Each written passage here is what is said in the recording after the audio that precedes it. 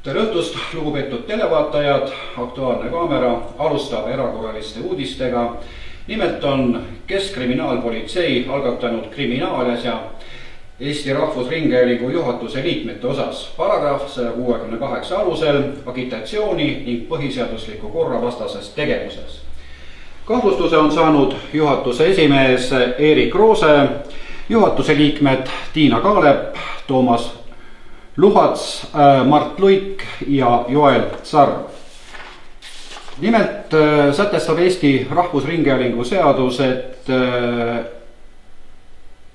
selle seaduse eesmärk on paragrahv 4 alusel aidata kaasa Eesti Vabariigi põhiseaduses sätestatud Eesti riigi ülesannete täitmisele, kusjuures ta peab lähtuma oma tegevuses vaid üksnes seaduse nõuetust.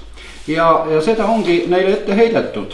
Ja Keskkriminaalpolitsei leiab, et nad on rikkunud siis põhiseaduse paragrahvi 27, perekond on ühiskonna alusena riigi kaitse all, paragrahvi 22, süütuse presumptsioon, paragrahvi 44, igaühel on õigus vabalt saada üldiseks kasutamiseks levitavat informatsiooni ja paragrahvi 45, igaüks võib vabalt levitada oma arvamusi ja veendumusi. Nüüd aga jätkame teistel teemadel. Loomulikult ei ole see tõele vastav uudis, kuid ega see olukord ei muutugi enne, kui Reformierakonna ja Eesti 200 valitsus on kukkunud.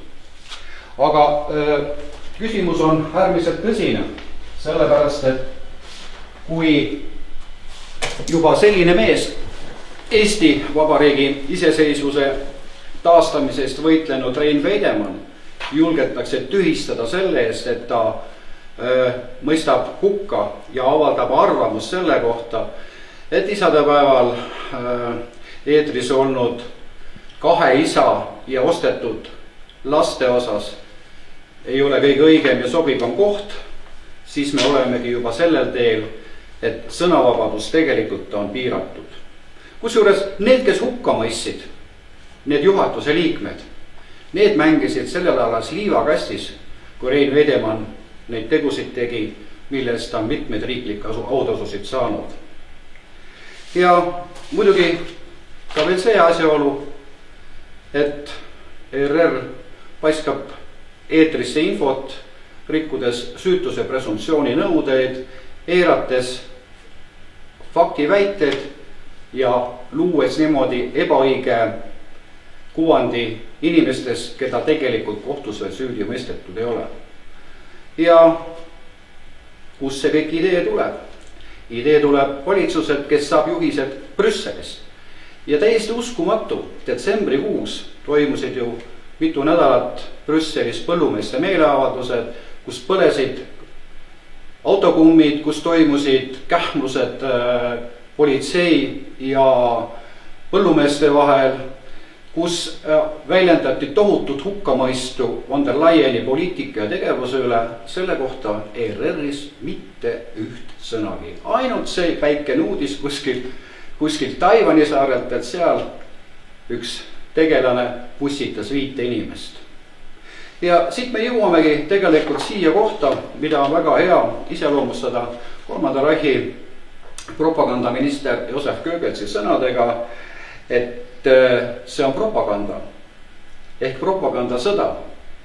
Anda inimestele eksitavat teadet, jätta paljut infot rääkimata, moonutada teise poole infot, sest niimoodi on võimalik võita rahva poolehoidu.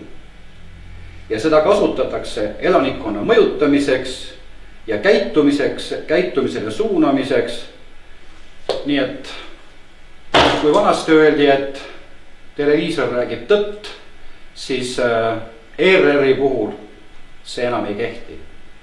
Aga ma usun, et see olukord ei kesta enam kaua, vahetub valitsus ja ilmselgelt tuleb välja vahetada ka ERR-i juhatus. Soovin omalt poolt teile kõigile toredat aastat ja ma olen veendunud, et meie elu läheb paremaks. Aitäh kuulemast!